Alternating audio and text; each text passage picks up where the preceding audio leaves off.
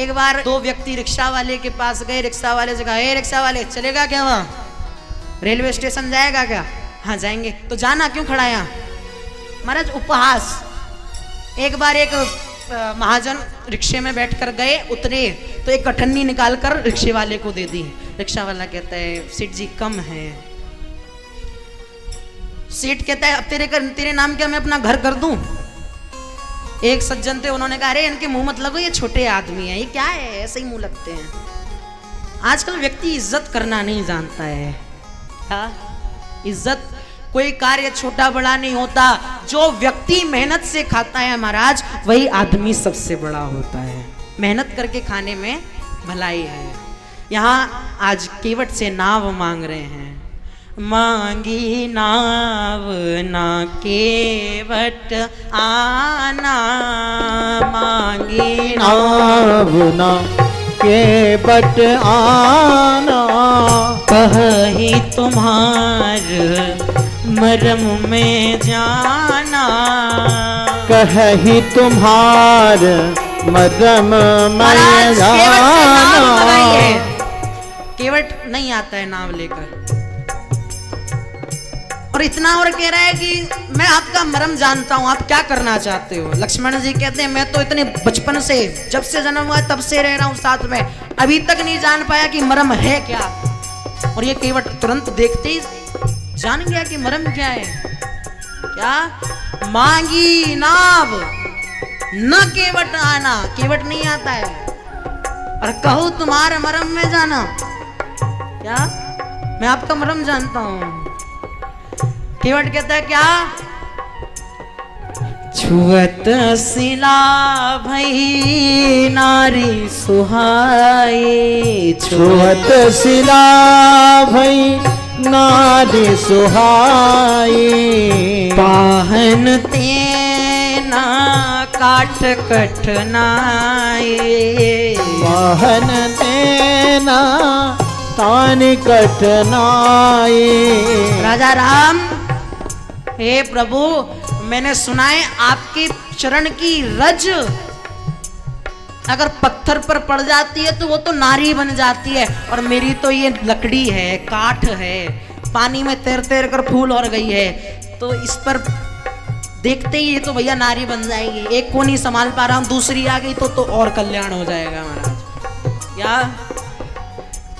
चरण कमल रज कहूँ सब कही, चरण कमल रज कहूँ सब कही, मानुष करने मूर्ख छुआही, मानुष तरने मूर्ख छुआही। अरे प्रभु आपकी चरण रज अगर मेरी नाव पर पड़ गई तो तरनी मुनि धरनी होई जाए, तरनी मुनि धरनी होई जाई, बाट परई मोरी नाव उड़ाई, बाट पड़ई नाव उड़ जाएगी, मोरी बचेगी नाव उड़ाई।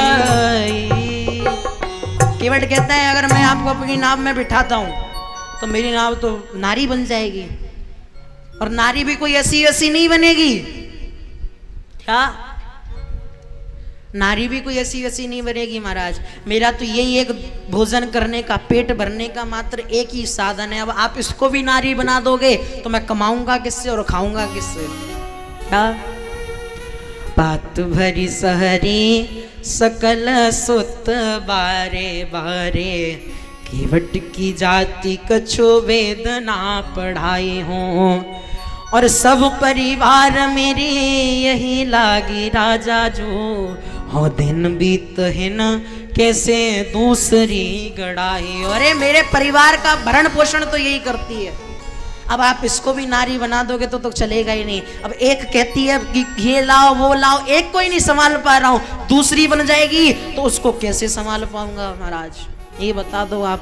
और मैंने सुना है कि आपकी चरण रज पढ़कर कोई ऐसी वैसी नहीं, एक ब्राह्मण नारी बनती है, ब्राह्मण कुल की, और मैं कहा केवट हूं महाराज, मल्लाह हूं।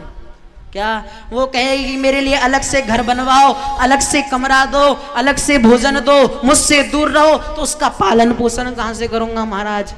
गौतम की धरनी जो तरनी तरेगी मेरी, प्रभु सो निषाद के बादु ना बढ़ाई हो, और तुलसी के इस राम राव रे सो साची कहो, बिना पग धोए नाथ नाव ना चढ़ाई हो। हे बिना पग धोए नाथ नाव ना चढ़ाई। शर्त एक ही है महाराज, क्या? बिना चरण को धोए नाव में नहीं चढ़ने दूंगा। या तो चरण धुलवा लो या वापस लौट जाओ, दो ही काम है आपके पास। महाराज चरण तो धुलवाने पड़ेंगे चाहे कुछ भी कर लो, कसम माता पिता की है। लक्ष्मण जी ने सुना ये केवट माता पिता की कसम दे रहा, लक्ष्मण जी ने निकाला तीर, तान दिया धनुष। केवट कहते हैं अरे वाह, एक तो पार कराने की बात करने में ऊपर से धनुष और ताना जा रहा है हम पर। तो राम ने कहा लक्ष्मण रुको। अब केवट क्यों कह रहा है, केवट क्यों कह रहा है कि चरण धुलवा कर ही वापस जाने दूंगा, चरण धुलवा कर ही उस पार उतारूंगा। क्योंकि जो एक दिन निषाद राज गुह के यहाँ इन्होंने विश्राम किया था राम जी ने, तो लक्ष्मण जी और निषाद राज गुह आपस में बात कर रहे थे कि राम कोई और नहीं स्वयं पर ब्रह्म है। क्या? और राम की चरण रज, क्या राम की चरण रज अगर किसी को एक बार मिल जाए तो वो तो तरी जाता है। तो केवट ने सोच लिया था या तो चरण रज मिल जाए, नहीं फिर चरण का पानी पीकर कुछ होगा। तो यहाँ राम जी ने चरणों को धुलवाया है, केवट ने उस चरणों के पानी को पिया है और केवट ने पार लगाया है।